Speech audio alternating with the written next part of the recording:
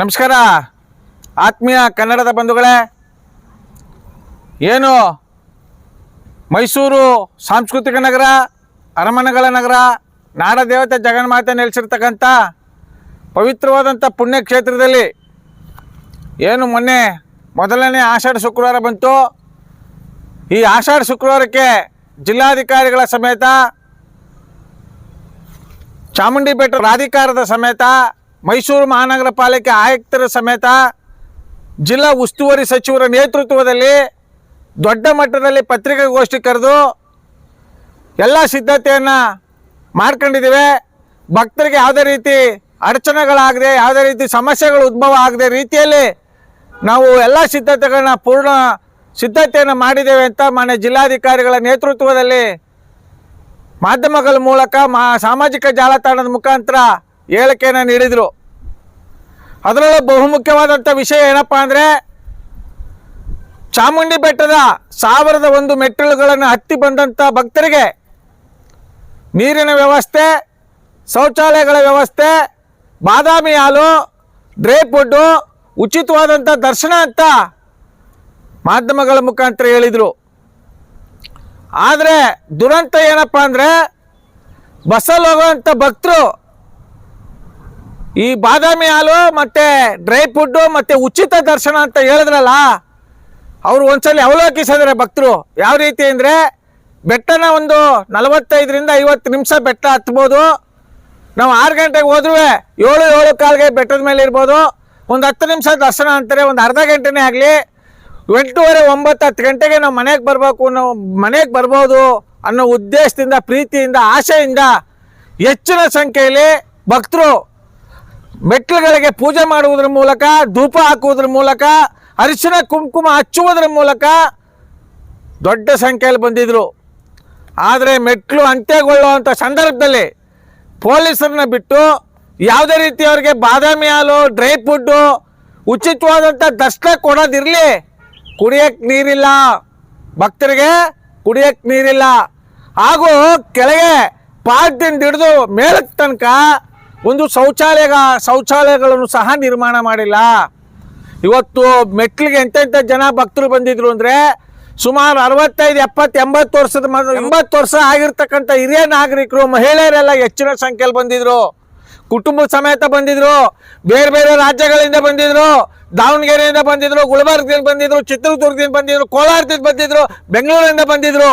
ಯಾಕೆ?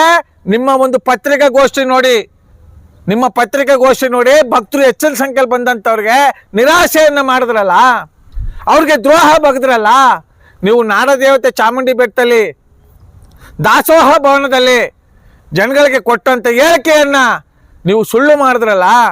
ಇದರಿಂದ ನಮ್ಮ ಮೈಸೂರು ಉದಯವಂತ ಕನ್ನಡಿಗರ ಬಳಗ ಉಗ್ರವಾಗಿ ನಿಮ್ಮನ್ನು ಖಂಡಿಸುತ್ತೆ, ಉಗ್ರವಾಗಿ ನಿಮ್ಮನ್ನು ಖಂಡಿಸುತ್ತೆ. ನಿಮ್ಮ ಹೇಳಿಕೆಯನ್ನು ಹಿಂಪಡಿಬೇಕು. ಮುಂದಿನ ಶುಕ್ರವಾರ, 2ನೇ ಶುಕ್ರವಾರಕ್ಕೆ 2,000 ರೂಪಾಯಿನ ತೆರವುಗೊಳಿಸಿ ಪ್ರತಿಯೊಬ್ಬ ಭಕ್ತರಿಗೂ ಸರದಿ ಸಾಲು ಒಂದೇ ಸಾಲನ್ನ ಮಾಡಬೇಕು.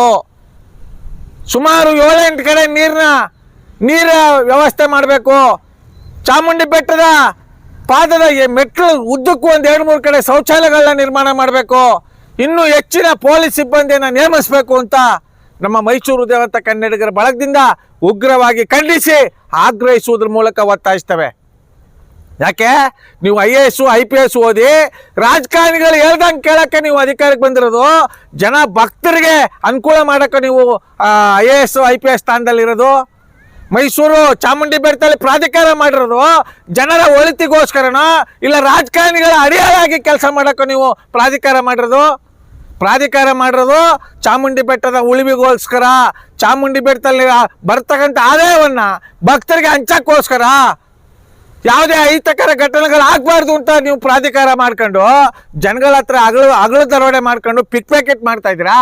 ಈ ಪಿಕ್ ಪ್ಯಾಕೆಟ್ ಮಾಡೋ ಕೆಲಸ ನಿಮ್ಗೆ ಯಾಕೆ ದುರ್ಬುದ್ಧಿ ಬಂತು? ನಿಮ್ಗೇನು ದರಿದ್ರ ಬಂತು? ಮಾನ್ಯ ಮುಖ್ಯಮಂತ್ರಿ ಸಿದ್ದರಾಮಯ್ಯನವರು ಒಂದು ಕಡೆ ಹೇಳ್ತಾರೆ,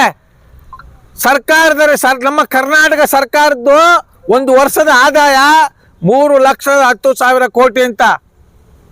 3,10,000 ಕೋಟಿ ಏನು ಮಾಡ್ತಾ ಇದ್ದೀರಿ? ಏನಕ್ಕೆ ಈ ಥರ ದುಂದು ವೆಚ್ಚ ಮಾಡ್ತಾ ಇದ್ದೀರಿ? ಚಾಮುಂಡಿ ಬೆಟ್ಟ ಚಾಮುಂಡಮ್ಮನ ಮಾರಕ್ಕೋಸ್ಕರ, ನಿಮ್ಮ ತೆವಳಿಗೋಸ್ಕರ, ನಿಮ್ಮ ಹುಚ್ಚು ಅಭಿಮಾನಕ್ಕೋಸ್ಕರ, ನಿಮ್ಮ ಭ್ರಷ್ಟ ರಾಜಕಾರಣಕ್ಕೋಸ್ಕರ ಜನಗಳ ರಕ್ತ ಇರ್ತಾ ಇದ್ದೀರಾ, ಹಗಲು ದರೋಡೆ ಮಾಡ್ತಾ ಇದ್ದೀರಾ. ಇದೇನ ನಿಮ್ದು ಪಾರದರ್ಶಕ ಆಡಳಿತ? ಇದೇನ ಸಂವಿಧಾನಬದ್ಧ ಆಡಳಿತ? ನಾಡ ದೇವತೆ ಚಾಮುಂಡೇಶ್ವರಿ ನಿಮ್ಗೆ ಅಧಿಕಾರ ಕೊಟ್ಟಿರೋದು ನಿಮ್ಮನ್ನ ಪರೀಕ್ಷೆ ಮಾಡಕ್ಕೆ. ಆದ್ರೆ ಜನಗಳ ಹತ್ರ ಹಗಲು ದರೋಡೆ ಮಾಡಿ ಪಿಕ್ ಪ್ಯಾಕೆಟ್ ಮಾಡಿ ಅಂತ ನಿಮ್ಗೆ ಅಧಿಕಾರ ಕೊಟ್ಟಿಲ್ಲ. ಸಿದ್ದರಾಮಯ್ಯನವರೇ, 2ನೇ ಸಾರಿ ಅಧಿಕಾರ ಚುಕ್ಕಾಣಿ ಹಿಡಿದಿದ್ದೀರಿ. ನಿಮ್ಮ ಕಾರ್ಯಕರ್ತರು, ಎಡಬಾಳ ಇರೋ ಕಾರ್ಯಕರ್ತರು ಏನ್ ಮಾಡ್ತಾ ಇದಾರೆ? ಯಾಕೆ ಇದನ್ನೆಲ್ಲ ಈ ಸಮಸ್ಯೆಗಳನ್ನ ಬಗೆಹರಿಸ್ಲಿಲ್ಲ? ಬರೀ ಹೋರಾಟ ಮಾಡಕ್ಕೆ, ಬರೀ ಜೈಕಾರ ಕೂಗಕ್ಕೆ, ಬರೀ ಆರಾತುರ ಯಾಕಕ್ಕೆ ಮಾತ್ರನಾ ನಿಮ್ಮ ಕಾರ್ಯಕರ್ತರು? ನಾಚಿಕೆ ಆಗ್ಬೇಕು, ನಿಮ್ಮ ಜನ್ಮಕ್ಕೆ ನಾಚಿಕೆ ಆಗ್ಬೇಕು. ನೀವು ಆಡಳಿತದಲ್ಲಿ ಇರಕ್ಕೆ ನಾಲಾಯಕು. ಈ ಕೂಡಲೇ ನೀವು ಮುಂದಿನ ಶುಕ್ರವಾರದಿಂದ ಜನರ ಸಮಸ್ಯೆನ ಆಲಿಸಿ ಉತ್ತಮವಾದಂಥ ಸೇವೆ ಮಾಡಲಿಲ್ಲ ಅಂದ್ರೆ ನೀವು ಆ ಕ್ಷಣದಲ್ಲಿ ನಿಮ್ಮ ಸ್ಥಾನಕ್ಕೆ ರಾಜೀನಾಮೆ ಕೊಡಬೇಕು ಅಂತ ನಮ್ಮ ಮೈಸೂರು ಉದಯವಂತ ಕನ್ನಡಿಗರ ಬಳಗದಿಂದ ಉಗ್ರವಾಗಿ ಮತ್ತೊಮ್ಮೆ ಖಂಡಿಸುವುದರ ಮೂಲಕ ಆಗ್ರಹಿಸ್ತೇವೆ. ಪರಿಸರಕ್ಕೆ ಒತ್ತು ಕೊಟ್ಟಿಲ್ಲ. ಮೆಟ್ಲು ಹತ್ಬೇಕಾದ್ರೆ ಕೆಳಗಡೆ ಭಕ್ತರ ಹತ್ರ ಬಾಟ್ಲು ಕಿತ್ಕೊತೀರಿ, ನೀರಿನ ಬಾಟ್ಲು ಪ್ಲಾಸ್ಟಿಕ್ ಅಂತ. ಅದೇ ನೀರಿಗೋಸ್ಕರ ಮೇಲೆ ಹಾಕಾರ ಬಂದು ಜನ 20 ರೂಪಾಯಿ 30 ರೂಪಾಯಿ ಕೊಟ್ಟು ಬಾಟ್ಲು ತಗೊಂಡು ನೀರು ಕುಡಿತಾ ಇದ್ರಲ್ಲ, ನಿಮ್ಮ ಕಣ್ಣು ಹಿಂಗೋಗಿದ್ಯಾ? ನಿಮ್ಮ ಕಣ್ಣಿಗೆ ಪೊರೆ ಬಂದಿದ್ಯಾ? ಇದೇನಾ ನಿಮ್ದು ದಕ್ಷ ಪ್ರಾಮಾಣಿಕ ಆಡಳಿತ?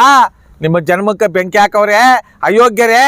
ನಾಡ ದೇವತೆ ಜಗನ್ಮಾತೆ ಚಾಮುಂಡೇಶ್ವರಿ ಸನ್ನಿಧಿಲಿ ಇಷ್ಟೊಂದು ಇನೇ ಪರಿಸ್ಥಿತಿನ ಸೃಷ್ಟಿ ಮಾಡಬೇಡಿ. ನಿಮ್ಮ ಆಡಳಿತಕ್ಕೆ ನೀವೇ ಕಪ್ಪು ಚುಕ್ಕೆಯನ್ನು ಇಟ್ಕೋಬೇಡಿ. ಪಾರದರ್ಶಕ ಆಡಳಿತ ಮಾಡಿ, ಸಂವಿಧಾನಬದ್ಧ ಆಡಳಿತ ಮಾಡಿ, ಬಸವಣ್ಣವರ ಆಡಳಿತ ಮಾಡಿ ಅಂತ, ಡಾಕ್ಟರ್ BR ಅಂಬೇಡ್ಕರ್ ಅವರ ಸಂವಿಧಾನದ ಮೂಲಕ ಆಡಳಿತ ಮಾಡಿ ಅಂತ ನಮ್ಮ ಮೈಸೂರು ಉದಯವಂತ ಕನ್ನಡಿಗರ ಬಳಗದಿಂದ ಆಗ್ರಹಿಸುವುದ್ರ ಮೂಲಕ ಒತ್ತಾಯಿಸ್ತೇವೆ. ಬೇಕೇ ಬೇಕು, ಬೇಕೇ ಬೇಕು, ಬೇಕೇ ಬೇಕು.